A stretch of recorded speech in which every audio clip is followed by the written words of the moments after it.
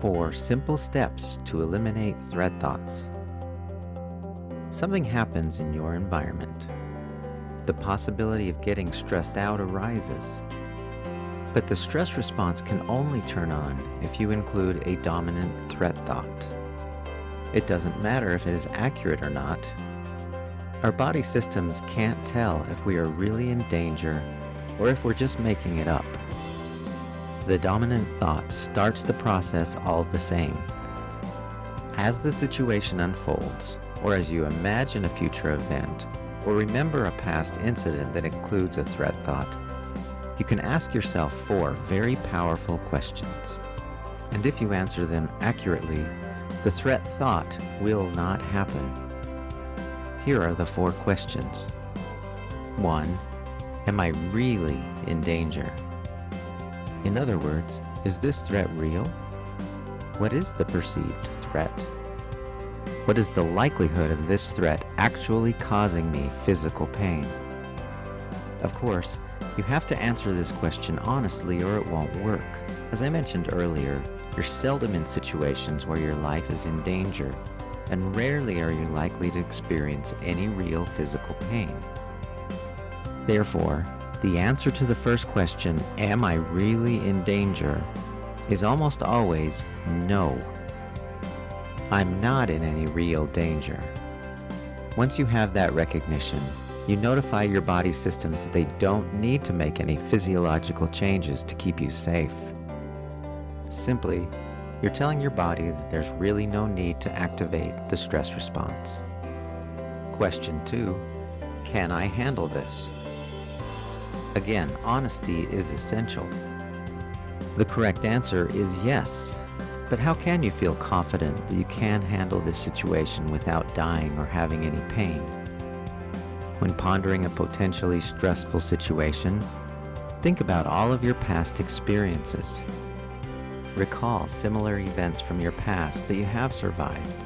It may not have been pleasant, but you will quickly conclude that you can handle things, and probably better now because you have even more life experience and wisdom. Let's say, for example, that you have a big test coming up.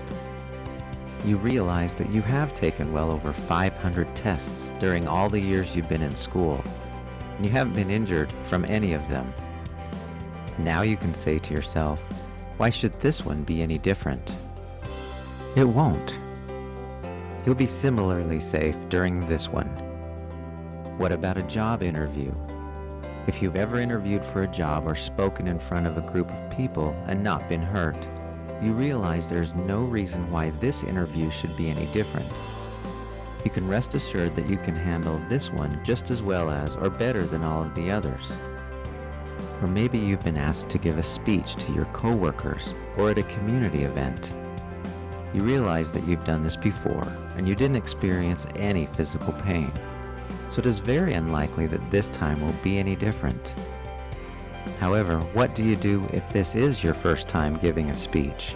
You can't very easily rely on your own past simply because you haven't had the experience. What you can do instead is accurately look at the experiences of other people. Nobody gets physically hurt from the dangers of giving a speech. We never see that happen. So if others don't ever experience a physical threat, there's no reason for you to think that you will. Again, you're teaching your mind to eliminate any notion of real threat. If you don't sense any threat, you won't activate the stress response. No stress response means you can follow through on any selected activity without unnecessary tension and anxiety. You'll probably handle the situation with a clearer mind and feel more confident.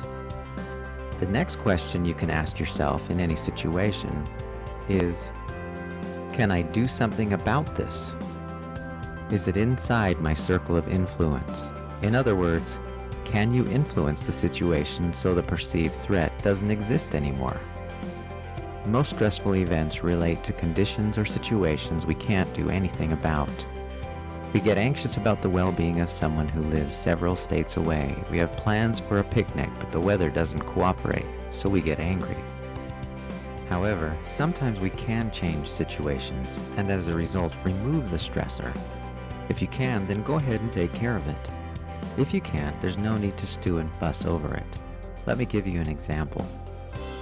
Not too long ago, my family and I were staying at a condo in southern Utah, in an enjoyable town called St. George. It's one of our favorite places. As we were getting ready to go to sleep, we noticed a group of people gathering at a nearby condo. As the evening progressed, we noticed these folks getting noisier and noisier. They were having a fun time, and we were trying our hardest to fall asleep.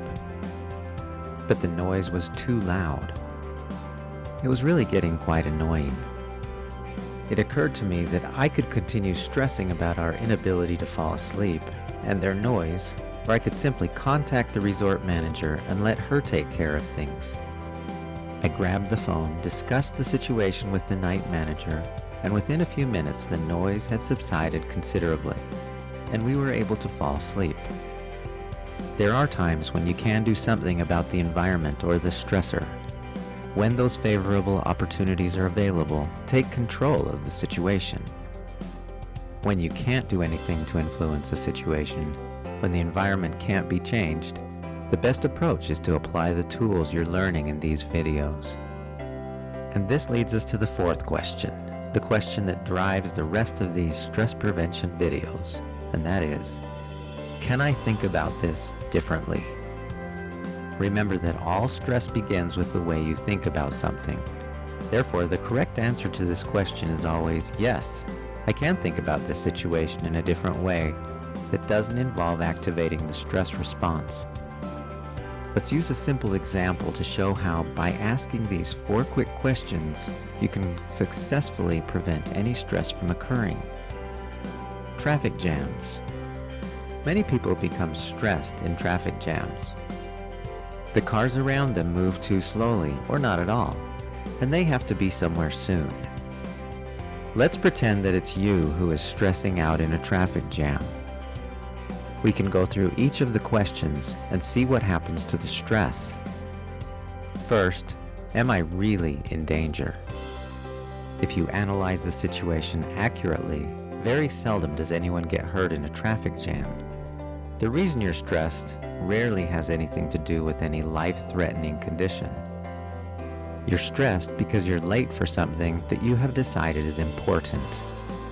The traffic jam is getting in the way of you arriving at a particular time, and not getting there on time is the perceived threat. But at no point during the traffic jam are you in physical danger. There is no immediate threat while you sit there in the car. You're safe. And when you arrive at your destination, you'll also be safe. You may have to deal with the consequences of being late, but most likely your life is not going to be in any physical danger. So you've answered the first question, there is no real threat. The second question, can you handle the traffic jam or being late without getting hurt? It may be uncomfortable, but people are late all the time. You've probably been late before and you survived. So yes, you can handle it this time. Third question, is this traffic jam under your circle of influence? Do you have any control over how fast or slow everyone is going? That answer is no. There is no way to control the traffic jam or being late. So why spend a lot of energy getting upset about it if there's nothing you can do to change the speed of the flow of traffic? And 4, can you think about this differently? The correct answer has to be yes. Instead, you can enjoy music on your car stereo. You can watch other people's reactions and get a good laugh. You can take the extra time to plan your upcoming days or think about some important ideas you haven't had time to develop. You are free to think anything else you want to think about. And as long as the thought doesn't include any perceived threat, you won't turn on the stress response. Consider this. The next time you feel stress, see if there is a different way to think about it. There always is. For example, let's say you're a huge sports fan and your favorite team just lost the championship game. Run through the first 3 questions and then watch how the 4th question, accurately answered, results in no stress. What was the real threat? The team didn't win. I may have lost a bet with my buddy at work. But the score of a game can't possibly hurt me. Can I handle it? Of course. The team has lost before and I still turned out fine. Do I have any control over the outcome of the game? Superstitions aside, no, I don't have any control over who wins the game. And can I think about it differently? That answer is yes. I can think of any number of thoughts that do not cause me to get stressed out.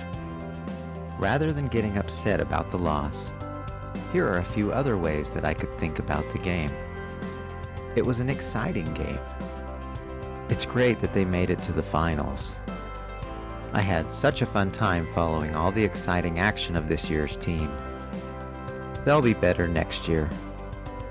It's only a game. And you can rethink any situation the same way.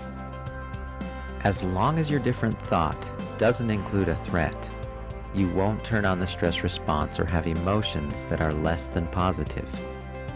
Let's go even deeper in preventing your stress. Get what you absolutely need to know about stress prevention in the next videos.